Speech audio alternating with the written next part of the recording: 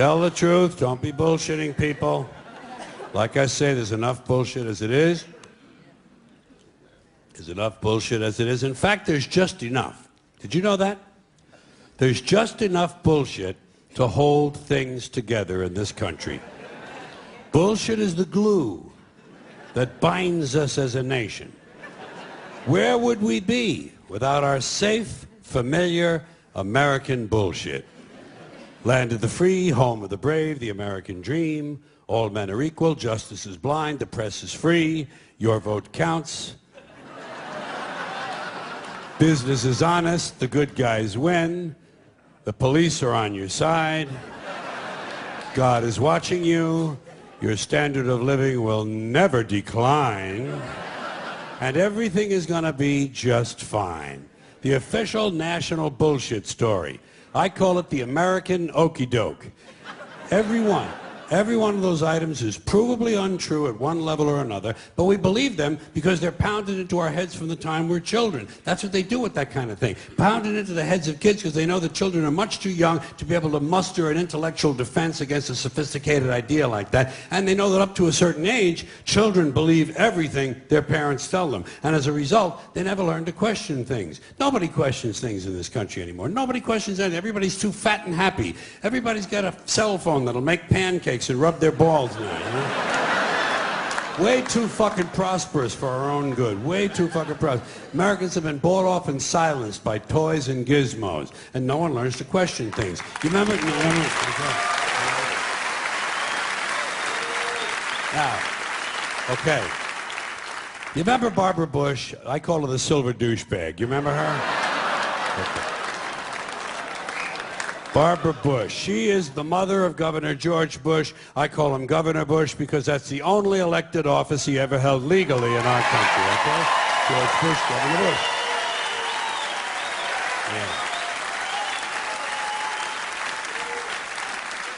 Yeah. I don't care where they hang his portrait. I don't care how big his library is. He'll always be Governor Bush.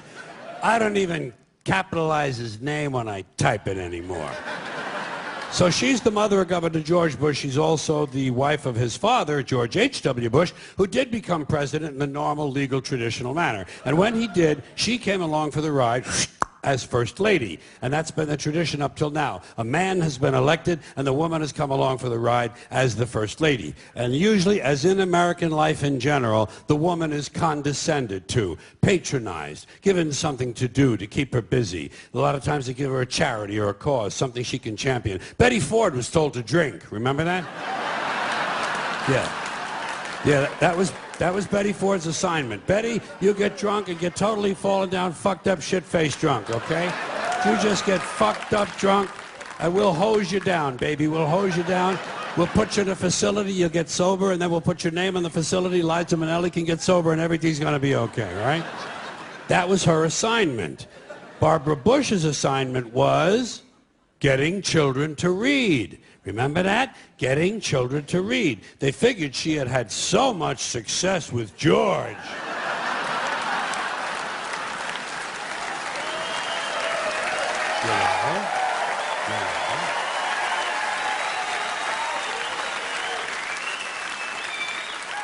That she would be a natural to get children to read, which misses the point completely. Not important to get children to read. Children who want to read are going to read. Kids who want to learn to read are going to learn to read. Much more important to teach children to question what they read. Children should be taught to question everything, to question everything they read, everything they hear.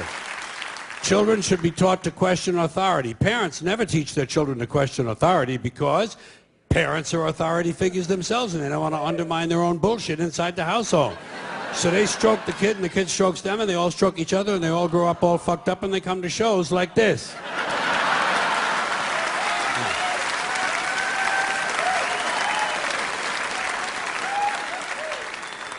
Kids have to be warned that there's bullshit coming down the road. That's the biggest thing you can do for a kid. Tell them what life in this country is about. It's about a whole lot of bullshit that needs to be detected and avoided. That's the best thing you can do. No one told me. No one told me a thing like that. I was never warned about any of this. Had to find all of it out for myself. And there are still, as with you probably, a lot of things that you're expected to believe and accept in America that I personally have a problem with, and I question a lot of these things. Give you an example. I saw a slogan on the guy's car that said, "Proud to be an American." And I thought, well, what the fuck does that mean? Proud to be an American. You see, I've never understood national pride. I've never understood ethnic pride. Because I'm Irish, and all four of my grandparents were born in Ireland, so I'm fully Irish. And when I was a kid, I would go to the St. Patrick's Day Parade. And I noticed that they sold a button that said, "Proud to be Irish." And I could never understand that because I knew that on Columbus Day, they sold a different button that said, "Proud to be Italian." Then came Black Pride and Puerto Rican pride. And I could never understand ethnic or national pride. Because to me, pride should be reserved for something you achieve or attain on your own, not something that happens by accident of birth. Being Irish...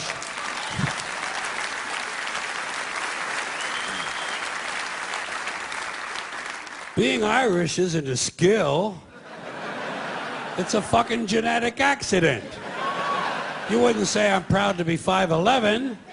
I'm proud to have a predisposition for colon cancer. So why the fuck would you be proud to be Irish or proud to be Italian or American or anything? If you're happy with it, that's fine. Do that. Put that on your car. Happy to be an American. Be happy. Don't be proud. Too much pride as it is. Pride goeth before a fall. Never forget Proverbs, okay? Now, here's another slogan. Here's another slogan you run into all the time. God bless America. Once again, respectfully, I say to myself, what the fuck does that mean? God bless America? Is that a request? Is that a demand? Is that a suggestion? Politicians say it at the end of every speech, as if it were some sort of verbal tic that they can't get rid of. God bless you and God bless America. God bless you and God bless America. I guess they figure if they leave it out, someone's going to think they're bad Americans. Let me tell you a little secret about God, folks. God does not give a flying fuck about America, okay? He doesn't care. He never cared about this country. He never has. He never will. He doesn't care about this country any more than he cares about Mongolia, Transylvania, Pittsburgh, the Suez Canal, or the North Pole. He simply doesn't care, okay? He doesn't care. Listen, hey, there are 200 countries in the world now. Do these people honestly think that God is sitting around picking out his favorites? Why would he do that? Why would God have a favorite country? And why would it be America out of all the countries? Because we have the most money? Because he likes our national anthem? Maybe it's because he heard we have 18 delicious flavors of classic rice-a-roni. It's delusional thinking. It's delusional thinking, and Americans are not alone with these sort of delusions. Military cemeteries around the world are packed with brainwashed, dead soldiers who were convinced God was on their side. America prays for God to destroy our enemies. Our enemies pray for God to destroy us. Somebody's going to be disappointed. Somebody's wasting their fucking time. Could it be everyone? Now.